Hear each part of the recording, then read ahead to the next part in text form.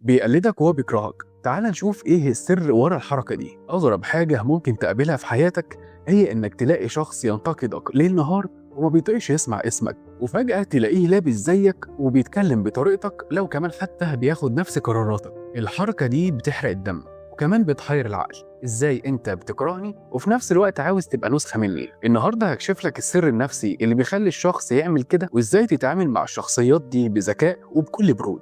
اول سبب نفسي هو ان الشخص ده عنده نقص حاد في شخصيته.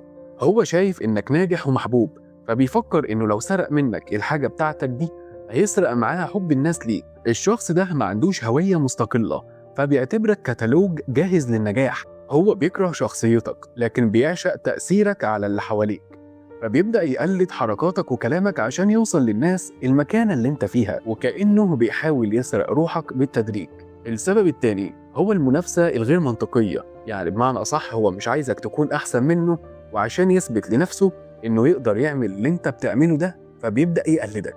الغيرة هنا بتتحول لهوس.